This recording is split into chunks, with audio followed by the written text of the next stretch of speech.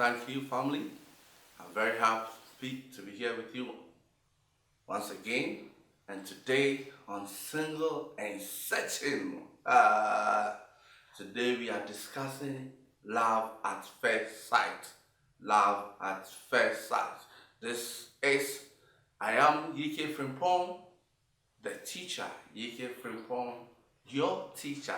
And welcome to KOKMinistries, Kingdom of Knowledge Ministries, and we are impacting our generation. I would advise you to hit the subscription button, hit the notification button, give us thumbs up. Let's hear from you. Keep the comments coming. Let me know whether this playlist has been of so much tremendous importance to you, whether we should keep doing it or we should stop and do something else. Let's hear from you. Let's hear the positive vibes, how blessed you are to have found this channel. We want to do more for you, and we want to be a blessing to you as you are a blessing to us. Welcome again, and today on Singles and Searching, we are treating the topic love at first sight. Is love at first sight a myth? Is love at first sight possible? Is it possible? Is it true? Can it lead to marriage? Should we pay attention to it? Should we ignore it? Love at first sight. Love at first sight means that love at sight. It's just like seeing something and say, wow, I think this is what I've been looking for. So love at first sight, should I call it love? No, it's not love at first sight. It's actually lust at first sight. If you remember our video on love and lust, search for it. It's within the playlist when I explained love and lust. Love, or true love, is falling in love with the inner person or the inner attributes or the inner taste, which is patience, kindness, being at peace with people, being humble. Those things are the inner qualities of a person. And falling in love or finding true love is when you fall in love with the inner person. The outer taste too is important. This is the taste that attracts us to each other. Things you see that will make you even begin a conversation with somebody. So love at first sight is possible. It's possible to see someone for the first time and say, that is my crush. That is what I've been looking for. This is the woman of my dreams. This is the woman I have been thinking about. This is the guy of my dream. This is the guy I've been thinking about. So love at first sight is true, it's possible, and we should give it some kind of attention. When someone meets you for the first time and he says, lady, you have sparkled something in me. Oh, I feel you are the woman I have been searching for. Don't think he is over exaggerating. Don't think he's a liar. Don't think he's coming in to have sex with you. Don't think he's a demon. Don't think he's possessed. Don't think he has a mental problem. My sister, you are the love of his sight. So love at first sight is love by what I have seen, or I've just fallen in love because I've seen something and I think this is what I've been looking for. So love at first sight is possible. Love at first sight is true. But let's now think about it. Why was the person attracted to you at first sight? The first time seeing you, he was like, what? Where have you been? I've been searching for you all my life. And you think, is this guy getting mine? He's not getting mine. You are the love of his sight. You are the love of his eyes. You are the physical stature of what he has been searching for. So love at first sight is possible, it's acceptable, shouldn't be brushed off. It is something we should entertain for a while and then get to know each other better. So, is it something that can lead to marriage? Yes, it can lead to marriage. Why not? But you see, the problem with love at sight means that you saw someone, then you said, wow, you are all that I've been looking for. That person satisfies your outer taste.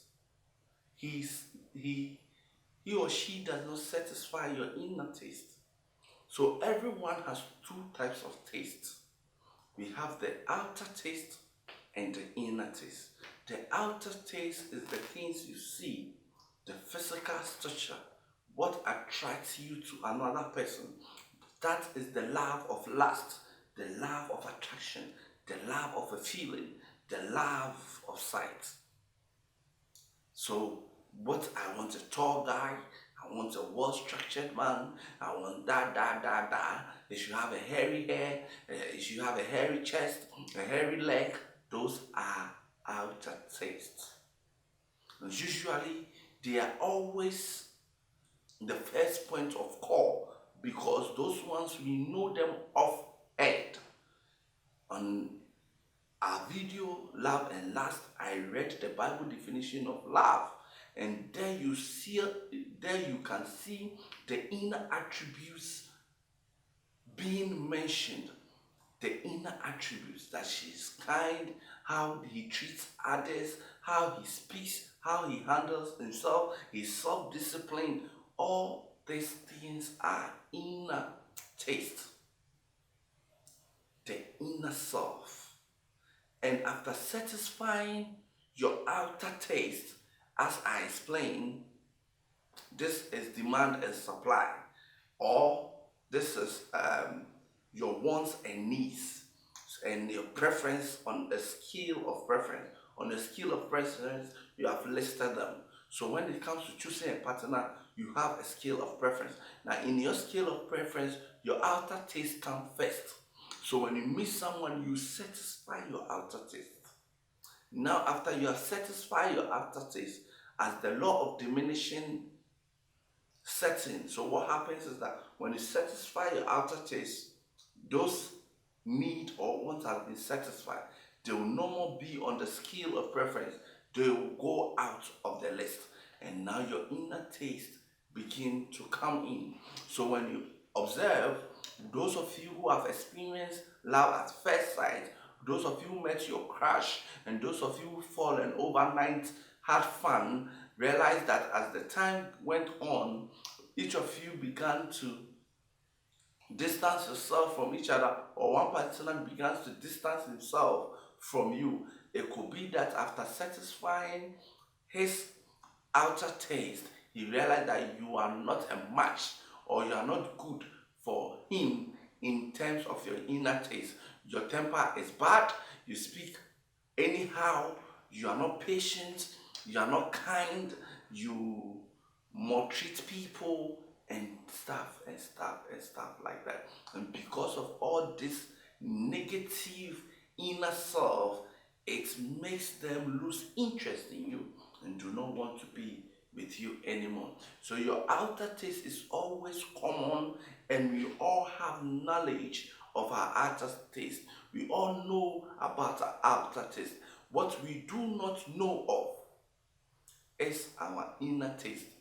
And when you read James 3:5, James was admonishing the woman not to concentrate on the outer taste, not to spend time to dress and make up and all those things and get shapes and go and have their buttocks and breast and stuff. He was admonishing them to build their inner self, to grow their inner self, to put much effort in their inner self, to spend time to build their inner self, since those are everlasting and those are the things that we need to keep the marriage. You must identify your inner self. As we step out there going to search for our Mr. and Mrs. Right, we ourselves must also develop our inner taste. It is your inner taste that will keep a partner. It is your inner self that will keep a partner. It is not the outer. The outer will attract a partner. but it will not keep a partner. So most ladies, their outer looks are able to attract a partner, but they are not able to keep the partner.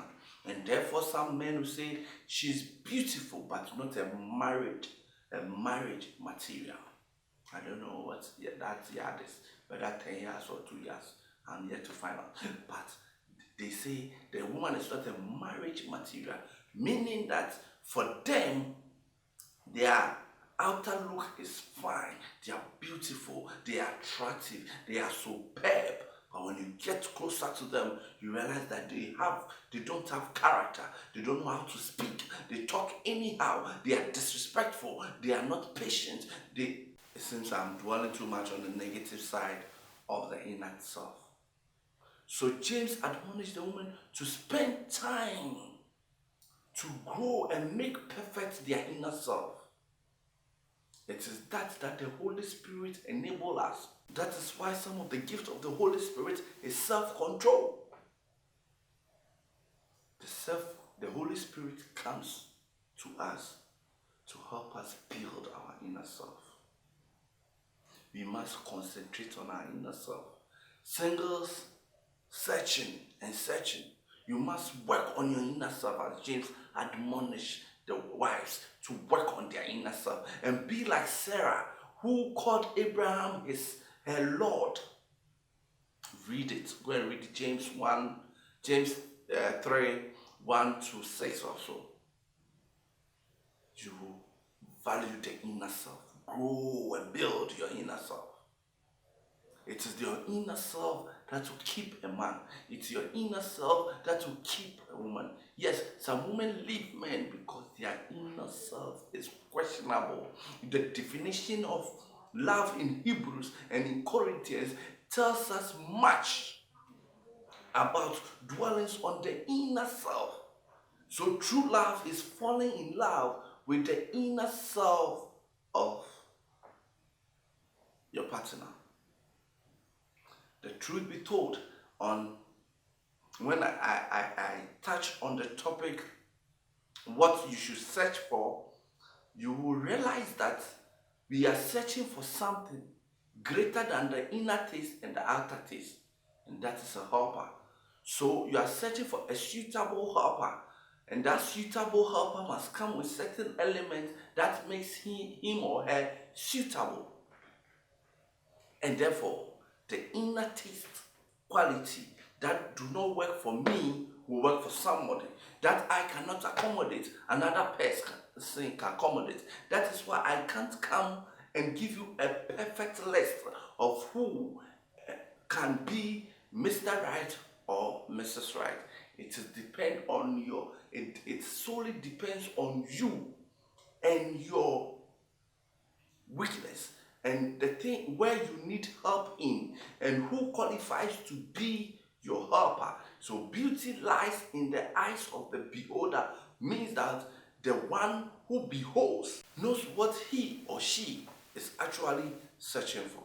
And brothers and sisters, it is a must that we must develop our inner self and know what we are searching for in the other person. As you step out there, if you don't know the inner taste you are looking for, if you don't know the inner person you are looking for, then you may fall for the outer taste. And when you fall for the outer taste, you may think you have found true love, my sister. That is lust. That is lust.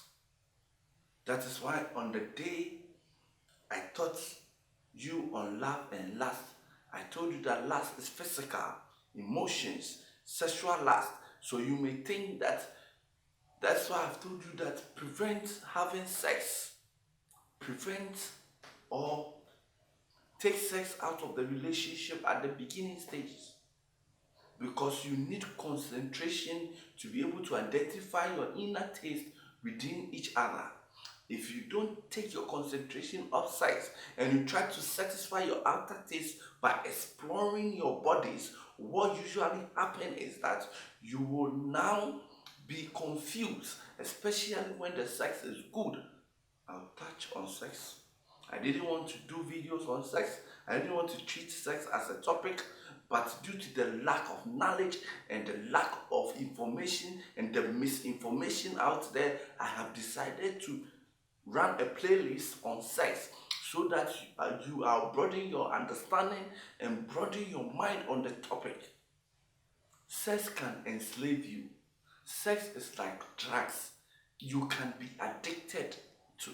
So when you concentrate on having sex, you will lose focus and you will not be able to identify the inner taste.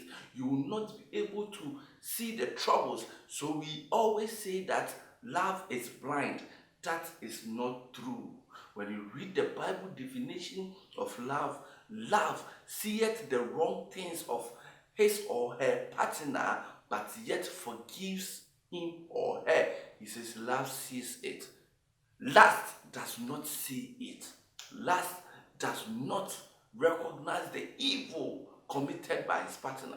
He does not see the evil the partner is doing. His concentration, lust, is on the lustfulness of his or her body. So love is not blind. It is rather lust which is blind. Today's topic is love at first sight. It's possible, but it is not a foundation upon which we can build the marriage. Lust is necessary in a relationship. Lust is necessary in a marriage. The outer taste is necessary because that is the point of attraction. That is what will make me come to you. That is what will make me want to have more of you. That is what will rise our appetite to have sex or make love.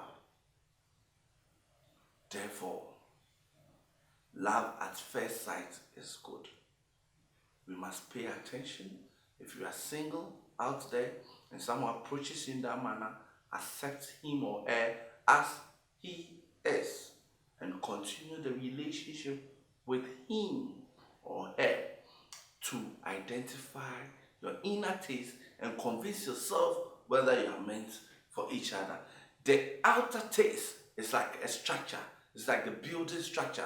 It's like the house you see. It's like the room you're living in. It's the things you see. Those are outer taste. But the inner taste is the foundation you don't see. It's what is holding the building that you are not seeing. It is what holds the building and the mansion that you are staying in. That part you do not see. But that part is the most necessary and important part of the building. My brothers and sisters, we must put much effort into the foundation. We must concentrate and ensure that we are building a proper foundation to hold the mansion.